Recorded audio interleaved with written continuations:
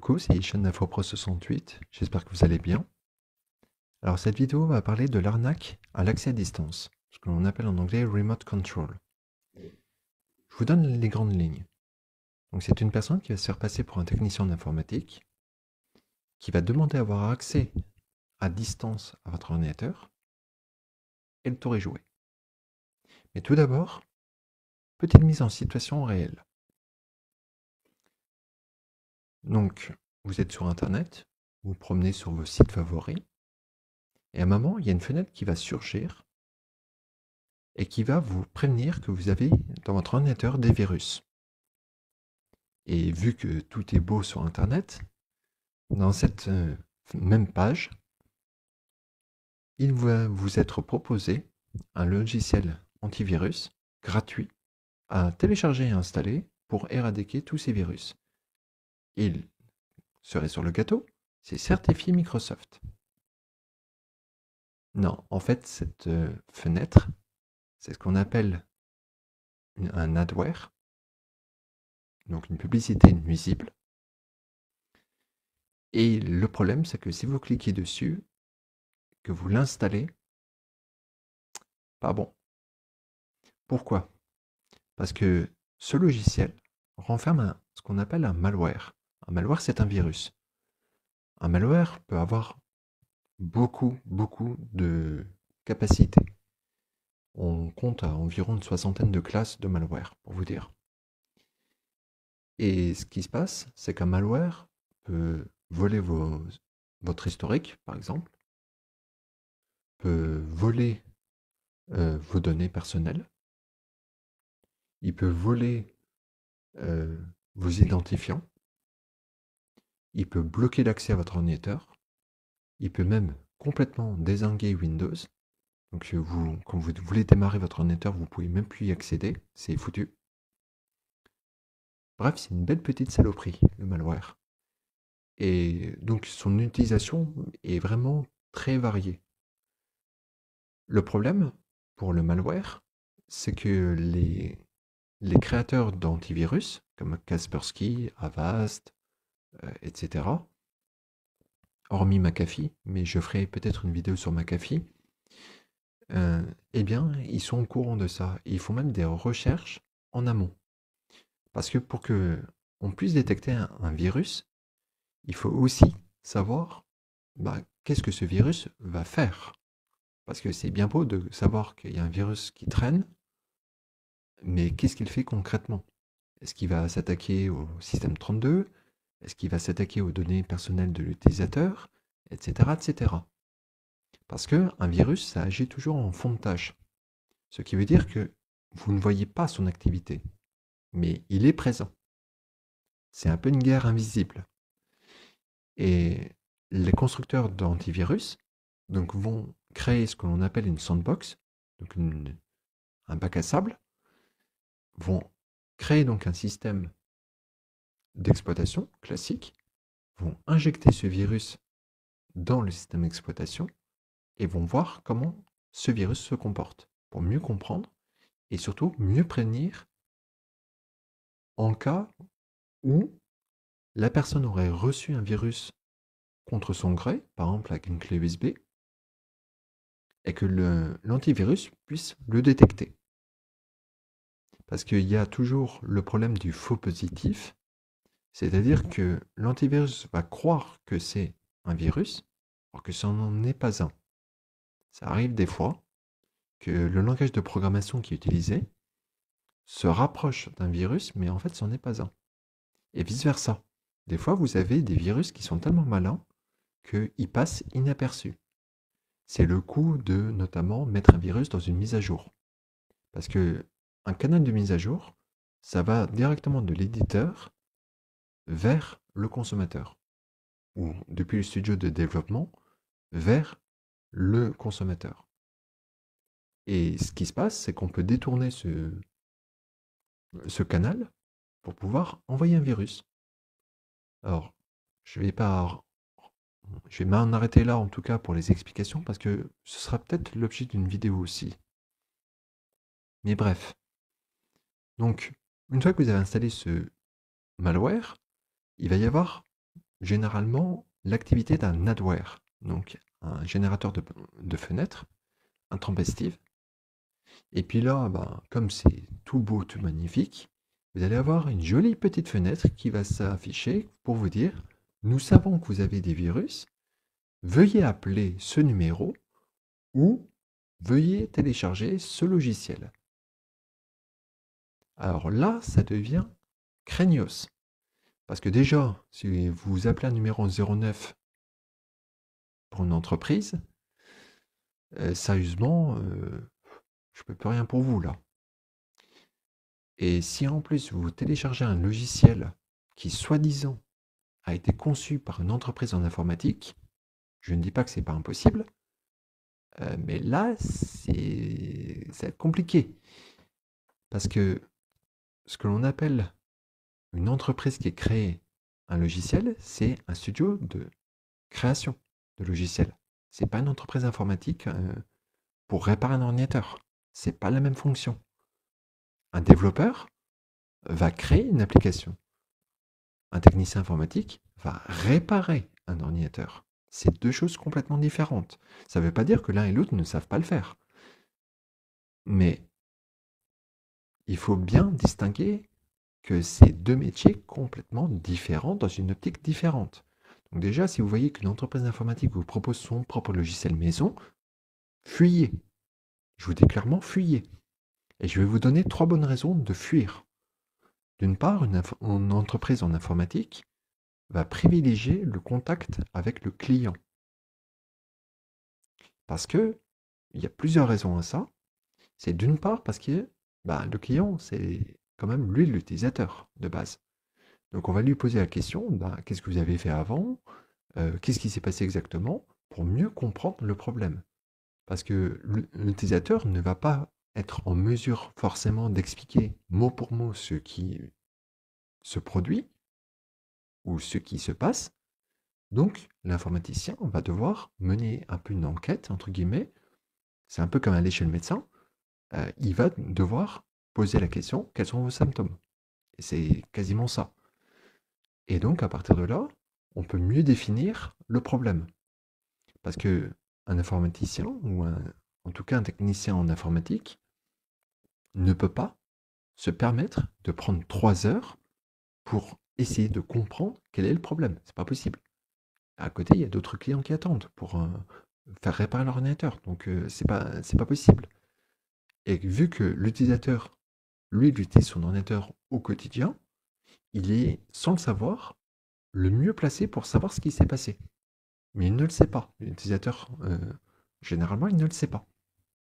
C'est le fait d'être allé sur un site qui est un peu, voilà, pas très recommandé, ou d'avoir installé tel logiciel. Ah bah là, on dira à l'utilisateur: ah, maintenant je sais d'où ça vient votre problème, et je peux vous le régler tout de suite. Parce que le fait que l'utilisateur ait peut-être installé un logiciel malveillant va être la source de tous ces problèmes juste après. Et généralement, c'est le cas.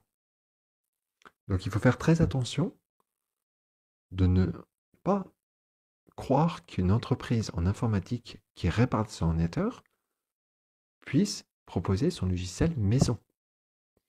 Il y a une deuxième raison à ça, et c'est justement pour contrer la première que je viens d'expliquer. C'est qu'une entreprise en informatique, donc un technicien en informatique, va toujours utiliser des logiciels qui sont connus du grand public, comme Supremo ou TeamViewer. Supremo ou TeamViewer sont donc deux logiciels d'accès à distance pour les ordinateurs. Et si toutefois il vient à proposer ce service à un client, il va le faire avec ces logiciels connus du grand public. Il ne va pas sortir de sa manche un logiciel soi-disant maison.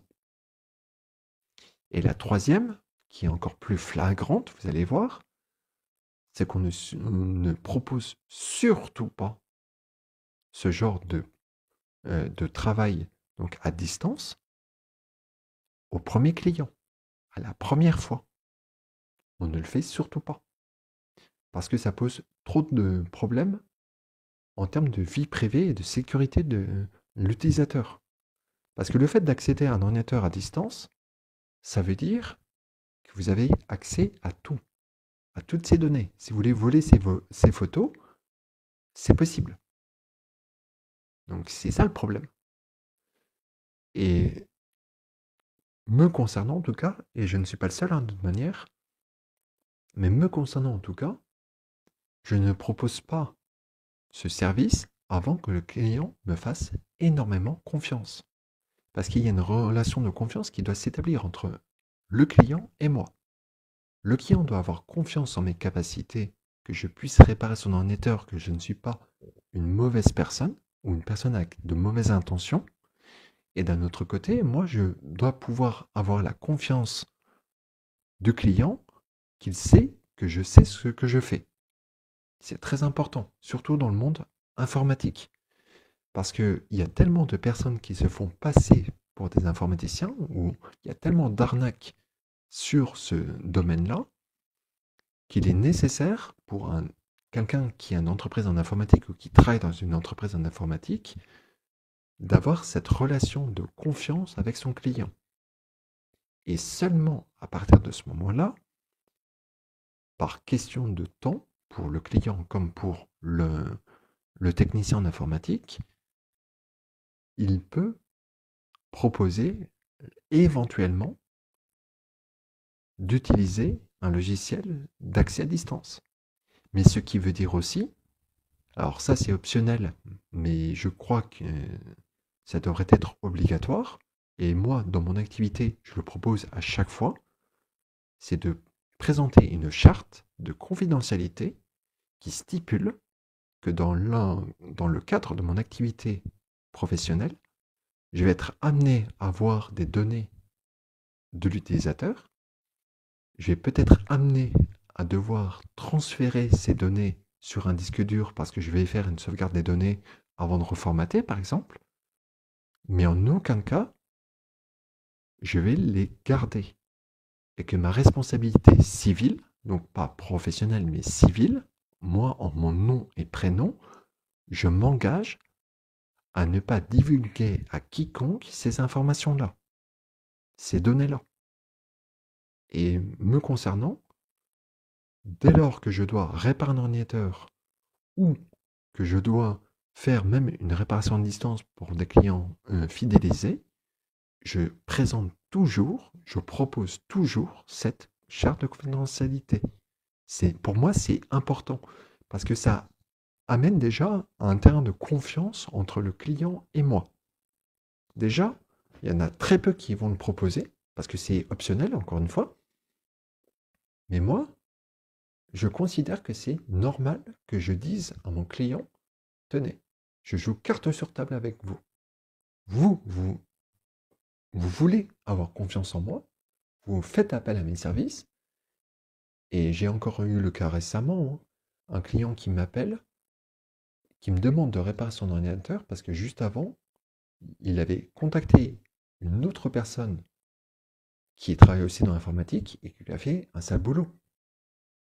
Donc c'est tout à fait normal que moi je lui présente ma charte de confidentialité pour lui dire, regardez, je joue carte sur table avec vous.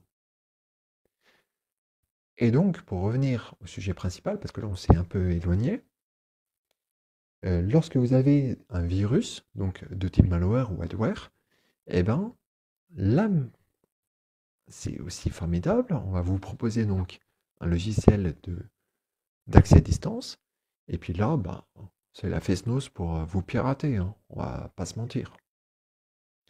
Il y a aussi une autre technique, parce que je sais que encore récemment, il y en a un qui s'est fait avoir de cette manière, c'est les fausses promesses publicitaires. Alors, je m'explique. Vous êtes sur un réseau social comme par exemple Twitch. Alors, c'est le cas de la personne que j'ai vue récemment. Sur Twitch, il y avait une soi-disant promotion comme quoi on peut gagner super vite et pour pas cher des followers et patati patata. Donc, le pirate donne le lien vers un téléchargement. C'est une application. La personne a cliqué dessus, a téléchargé, a installé. Vous avez même un tuto dans l'application qui vous dit que l'entreprise qui propose donc ce service peut vous aider à installer le logiciel. Autant prendre les gens pour des cons jusqu'au bout, j'ai envie de dire. Et puis là, bah en fait, vous venez d'installer un backdoor. Ni plus ni moins. Et sans que vous le sachiez. Donc une porte dérobée, et après, ben, le pirate s'en est donné un cœur joie, il a pu pirater le gamin, parce que c'est un gamin, visiblement, et puis bah, il a pu faire ce qu'il voulait. Il a pu... quand c'est comme ça, de toute façon, dès lors que vous avez accès à un ordinateur, vous pouvez absolument tout faire. Puisque tout le monde va utiliser la connexion en automatique pour, par exemple, Twitch. Vous n'allez pas à chaque fois taper votre login, votre mot de passe. Il y en a très peu qui le font en tout cas. Donc après, ben, c'est très simple, hein. Vous pouvez accéder au compte, changer son mot de passe, bloquer et en fait usurper son identité. C'est très simple. Donc c'est pour ça qu'il faut faire très attention à ce type d'arnaque. Et la dernière, parce que ça, donc j'ai parlé de la première avec le malware, mais qui amène donc au logiciel d'accès à distance, soi-disant maison. Ça, c'est la deuxième technique, qui est aussi très courante. Et la troisième, qui est encore plus simple et plus débile, c'est de utiliser, et écoutez-moi bien, l'aide de Windows. Je ne plaisante pas. Parce qu'en fait, ce qu'il faut savoir, c'est que l'explorateur de Windows est connecté automatiquement à Internet depuis Windows 7. En fait, techniquement depuis Windows Vista. Et même Windows XP. Quoique sur Windows XP, ça marchait pas très bien. Sur Windows Vista, c'est à commencer, c'est plus vraiment que ça s'est installé sur Windows 7. D'ailleurs, il y avait une grosse vague de piratage à ce moment-là, mais pas grave. Et donc, quand vous appuyez sur F1 sur le clavier, vous avez la page d'aide de Windows pour tout et n'importe quoi. Sauf que si vous allez dans la barre en haut de recherche, vous tapez www.google.fr, vous allez pouvoir arriver sur le site de Google. Et donc, il y a une technique qui est de mettre une publicité comme quoi vous avez eu donc un virus sur votre ordinateur, truc habituel, avec un numéro de téléphone de soi-disant une société qui pourrait vous aider à réparer votre ordinateur. Et donc, vous, bah, vous appelez. Là, c'est une personne au bout du fil qui va se faire passer pour un technicien en informatique, encore une fois, et qui va vous dire, bah écoutez, moi j'ai besoin de votre accès à votre ordinateur, donc appuyez sur F1, tapez telle adresse IP, et je m'occupe de tout. Et en fait, ce que vous venez de faire, c'est que vous venez littéralement de donner l'accès complet à votre ordinateur à quelqu'un que vous n'entendez que la voix. Donc vous ne savez même pas à quoi il ressemble, vous ne savez même pas si l'entreprise est réelle ou non, vous ne savez même pas quelles sont ses qualifications, vous savez rien de ce mec, mais vous le faites quand même. Et le plus tragique, c'est que dès lors que ça s'est fait, bah lui, il a largement le temps de vous envoyer un backdoor, vous ne le voyez même pas arriver. Vous ne le voyez pas parce que ça reste invisible. Et vu qu'il va blablater, il va forcément vous forcer à être focus sur ce qu'il est en train de dire, et vous, bah, vous n'allez pas forcément regarder ce qui se passe à l'écran. Et bim, vous êtes sûr, vous vous êtes fait avoir de cette manière. Et cette technique, elle est encore énormément présente, donc il faut faire très attention. En tout cas, tout ce que je vous viens de vous dire, j'espère que vous le prendrez en considération, surtout si vous venez à tomber sur des super promos avec des super idées pour pas cher d'avoir un millier d'abonnés en quelques clics sur Instagram et machin, parce que ça c'est la tendance actuelle. J'espère sincèrement que vous repenserez à cette vidéo, si ce moment viendrait arriver, j'entends. Mais avant de vous quitter, je vais vous donner quand même quelques petites astuces pour éviter ça. Alors tout d'abord, dans tous les navigateurs, alors si vous commencez à me dire que vous utilisez Internet Explorer ou Edge, je vous massacre. C'est le pire des navigateurs dans ce monde. Il y a les pires failles de sécurité, c'est un truc de dingue. Non, vous prenez Chrome si vous en avez envie, même si c'est pas le meilleur. Vous prenez Firefox, vous prenez Opera, vous prenez Vivaldi, vous prenez aussi Brave, qui est aussi de très très loin le meilleur. Vous prenez ce que vous voulez, mais surtout pas Edge ou Internet Explorer. Ceci étant dit, sur tous les navigateurs que je viens de citer, et de toute façon en plus même sur Edge maintenant on peut le faire, vous allez dans le Play Store, donc dans l'App Store du logiciel, de navigateur. Donc si c'est Firefox, bah, c'est Mozilla Add-ons. Si c'est Chrome, bah, c'est Chrome Store ou Google Store, je ne sais plus comment ça s'appelle, etc. Et vous allez chercher AdBlock. Donc Ad, comme la publicité en anglais, A-D, Block, B-L-O-C-K. Vous allez chercher ce petit module-là, vous l'installez. Alors il y en a plein, hein. Vous verrez, il y en a énormément. Prenez celui qui vous convient le mieux. Il n'y a pas, je veux dire, personnellement, moi j'en apprécie un, c'est uBlock. Mais après, vous êtes libre de choisir ce que vous voulez, hein. Puis en plus, tous ne sont pas disponibles suivant les types de navigateurs. Mais vous installez ça, et déjà vous serez bien moins embêté. Déjà là.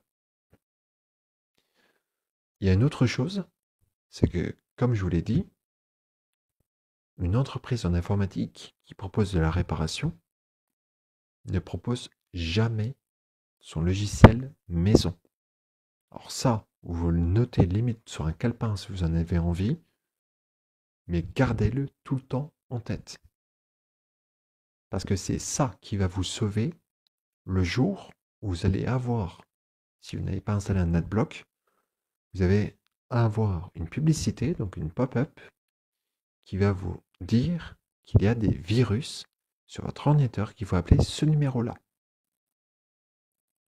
Gardez-le vraiment précieusement ce conseil. Parce que c'est ça qui fait toute la différence en fait.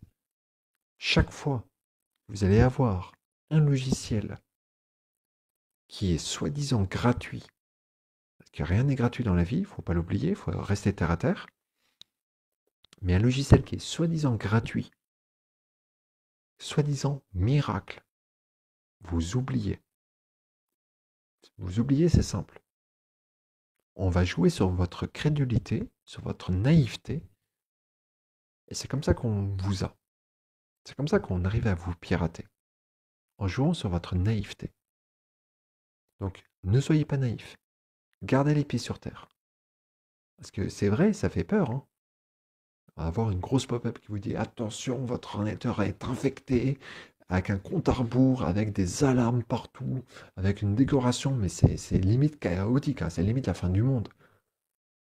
Je peux comprendre que vous posiez la question, merde, est-ce que c'est vrai, est-ce que c'est faux, je ne sais pas. Je peux tout à fait comprendre.